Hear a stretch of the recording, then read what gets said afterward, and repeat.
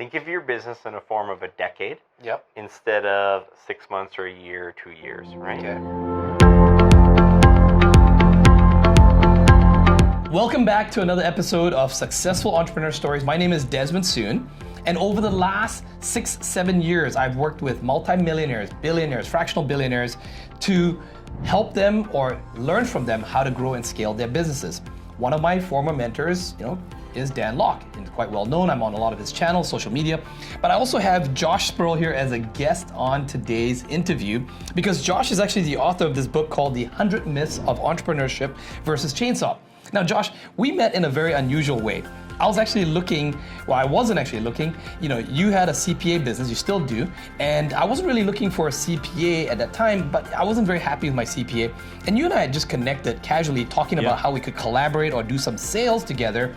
And then lo and behold, I learned and discovered that you weren't just a CPA, you were actually a multimillionaire, a very successful entrepreneur who builds business by numbers. You build businesses with statistics and you look for the proven path. It may not be the most sexy path, but you actually are very passionate about helping Canadian entrepreneurs and, I guess even pretty much global North American entrepreneurs to beat the odds. Yeah. So tell us a bit more about your history and your business and, why were you so passionate about this? What did you discover yourself? Well, I had a unique path of becoming a chartered accountant, right? I owned a construction company. So you were a construction worker before or a builder? That's right. I had a contracting business, right? Right. So, at a very young age, I started a contracting business, and I realized that as I was going through it, that there wasn't a lot of options of where you could go to get help for business, right? Okay.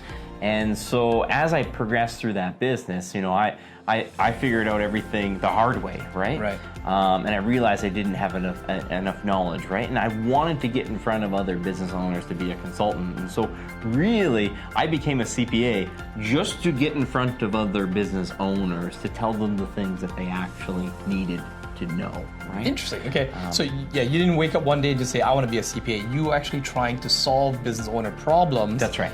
And then you found that you were really good at accounting and knowing the numbers and being like a CFO, and so you solved their problems with statistics, numbers, and facts. That's right. Wow. Okay.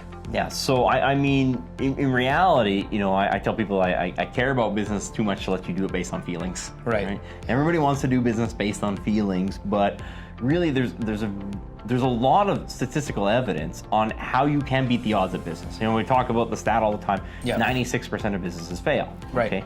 But what if there were things that you could do where instead of playing that casino game, that you could flip the odds on the casino, right? And you could be like the card counter at the blackjack table of business, right?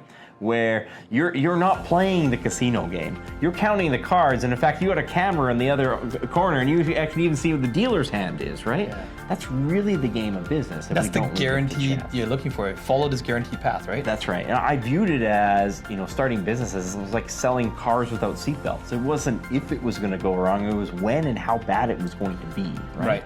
What could we actually do? Because I know the Canadian statistics a little better than the American ones, but they're very, very similar. 53% of all the jobs in Canada are created by small business owners, right? Right. And if 96% of them are failing, what is that not doing, not just to the business owners, but the economy as a whole? What about all the people who worked for that, right? Right. There has to be a better way, right? And Right. I realized that the people at business school, they didn't know how to do it. I mean, if you really know how to build $1 million business, why are you teaching for $80,000 a year at business school?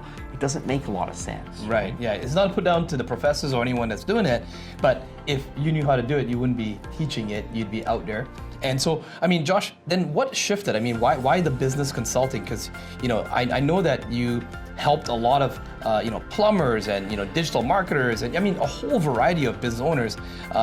But there was one problem that, or at least maybe multiple problems that you kept seeing over and over and over again. What were some of those problems that you see, the common mistakes? You got 100 myths here. Yeah. What were some of the top ones that you saw business owners making and how did you solve them? Well, they all come back to the three primary problems of business, right? Right. Statistically speaking, they almost all fit into three buckets, right? It's not enough customers, they run out of cash, and they can't find the right team. Can you expand on some of those? Just give some examples. So, 42% of all businesses that are going to fail, they're going to fail because they can't find find enough customers. Okay.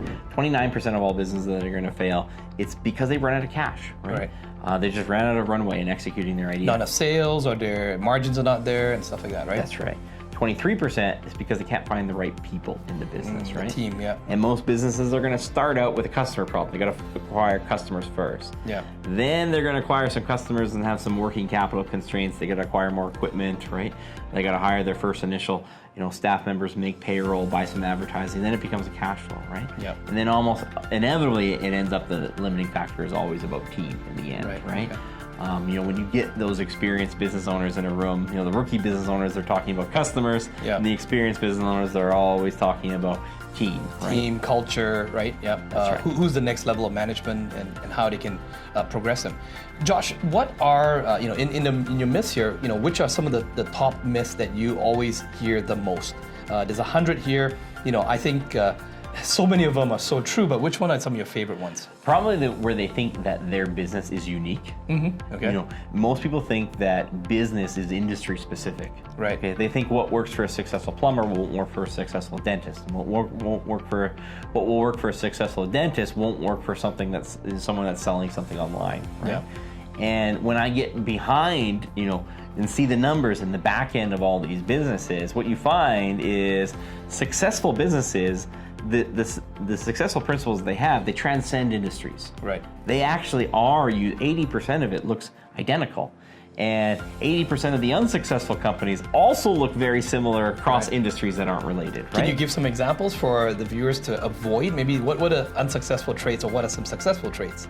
Probably it comes to marketing, right? Right, okay. Most people feel uncomfortable when they're starting a business and investing in what we call scalable marketing. Okay. You have a very deep-rooted upbringing that says a penny saved is a penny earned, so they want to find the free marketing alternative. Right. Not a good scalable the organic marketing traffic and right? stuff like that, yeah. When the reality suggests that 88% of all purchases into a small business happen after they check you out on the internet first. Right. Okay. After they Google you.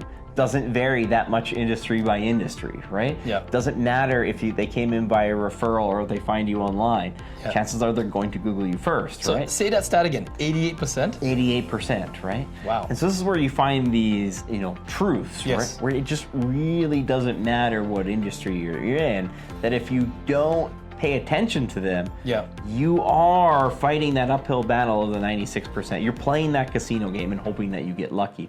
When there's no reason to get, to help you get lucky, there's a way to do it, the guaranteed way. They know that not get rich quick, how do you get rich for sure? Right. So what are some of the successful traits? What are, step by step, if year one, that's universal, I'm getting started my business, whether I'm a coach online, whether I'm a YouTuber, whether I'm a plumber, maybe I'm a restaurant owner. Maybe I want to rent surfboards in the summer at the beach.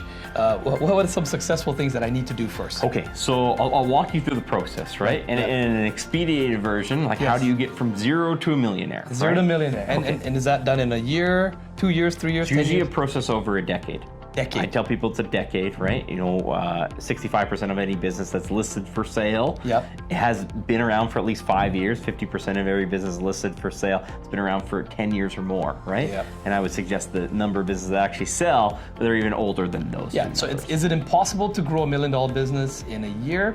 Probably not, but it's unprobable, right? That's right. Very low probability. So why do we want to take all of our efforts, right? Our life savings, right? Yes. The effects of not building a business, that failing a business, the instances of mental health issues, right? Yep. Marital breakdowns. Oh, yeah. Where significant, bankruptcies happen, right? It's just not worth it. Why would we take a 4% chance, right? And even within that 4%, we break it down even further of who actually has what we call a successful business. It's far lower probability, right? We don't need to take those rules. We should take the proven path, right? Okay.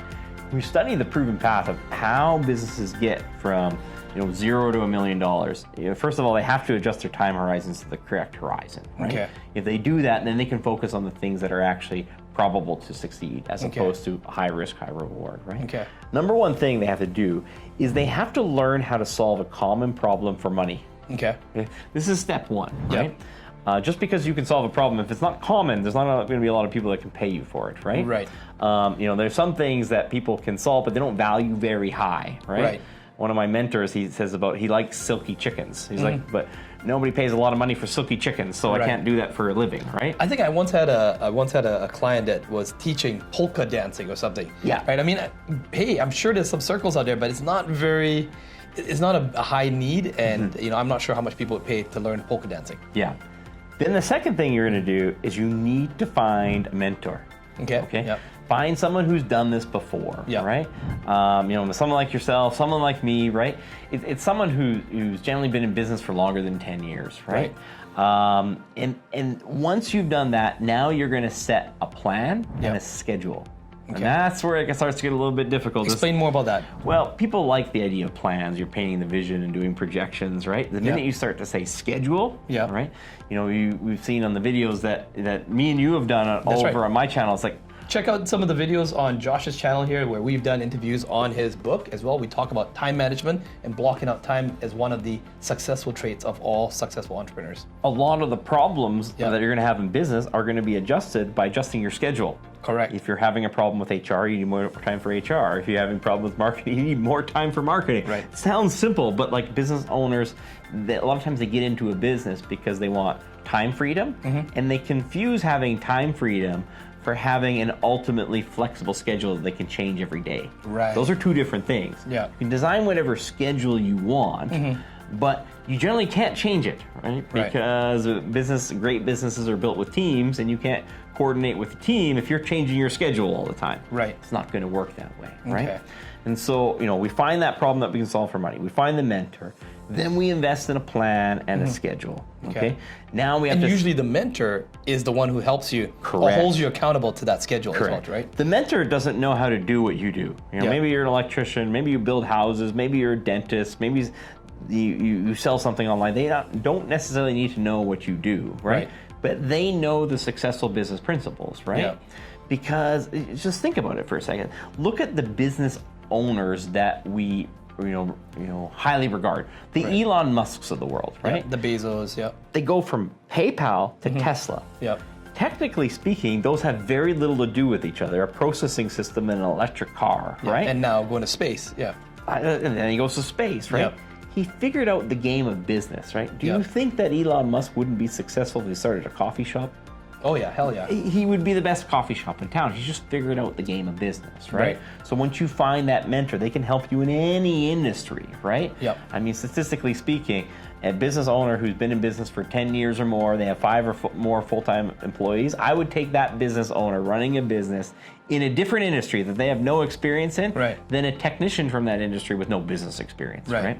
And you just see this time and time again because the statistical odds of failure are very high, yet business owners jump from industry to industry, successful business owners, and they replicate that success over and over and over again, right? It's just a mathematical truth, that the game of business is almost, it's primary to the actual business that you're in. Correct. So once we have that schedule, now we need to invest in what we call scalable marketing. Okay. Business owners don't like to do this because, the old penny saved is a penny earned. They want to invest in the cheapest marketing. Not scalable marketing. So this is marketing where you can get leads for dollars instead of leads for time. Correct. This is what you're building towards. Not networking, not organic. You're talking about putting paid marketing, right? Media buying strategies where you put $1 in, you get $2 back. That's right. So something that you can pay money and get more money back as opposed to more time, right? Because if you want to do all networking, let's say for every 8 hours of networking you get one customer, well, you can't do 800 hours of networking a week. It doesn't work like that, right? So you have to find scalable marketing, right? Then we're trying to invest in equipment and inventory, okay? They have an easier time with that, right? But they don't realize that the marketing was actually first.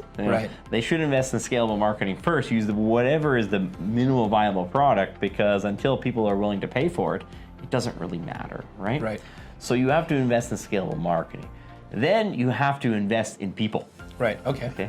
And again, goes against what we learned. If you want something done right, you got to do it yourself, right? Most entrepreneurs, you're trying to do everything yourself. You're saying, get out of the way, let me come and problem solve. That pride that you're the one who can solve everything. But that's also what's keeping you as a prisoner and trapped to your business. You can't sell the business either. But great, great businesses, Yep.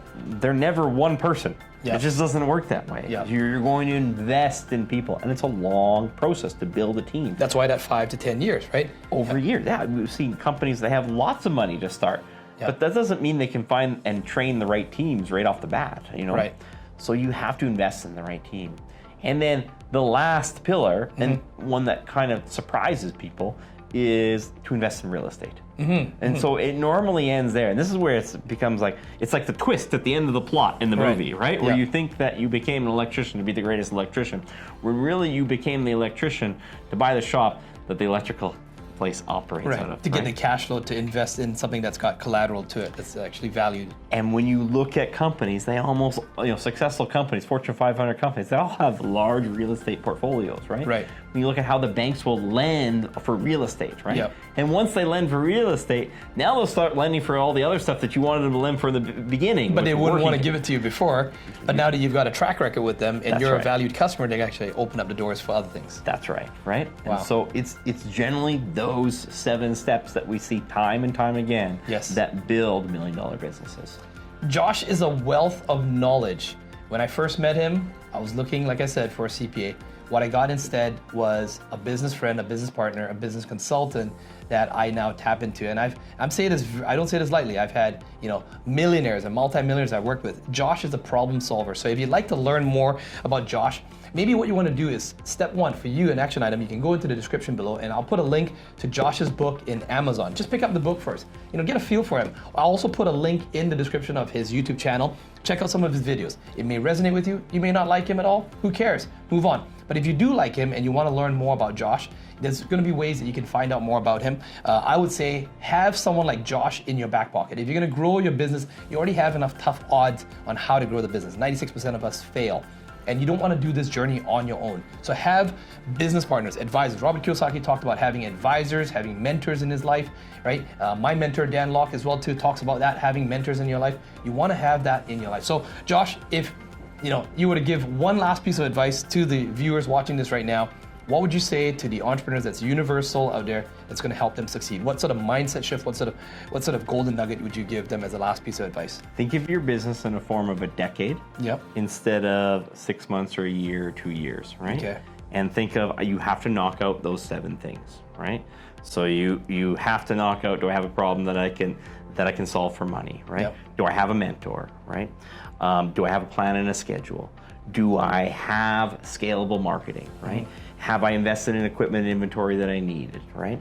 Do I have I invested in people? Yes. And then the last one is, what's the real estate play at the end of it? How can I connect this business to a real estate play? And that might be hard when you're starting out because you're a year, 2 years in, or you might even thought, like, I never even thought about real estate. It's like, figure it out how you can connect from step 1 to step 7 over 10 years. That's how you win. Yep. That's how you build a sellable business or a business that you can legacy on for generational wealth, correct? Correct. Wow. So if you found this video helpful, comment and let us know in the comments below. I personally do respond to the comments, or I may even get Josh to respond to the comments. If you'd like us to expand on this topic, do let us know. Perhaps if you ask a great question, I may bring Josh back onto the channel to interview more and answer some of your questions. And go ahead and check out some of the other videos in the playlist here. I hope to see you in the next video.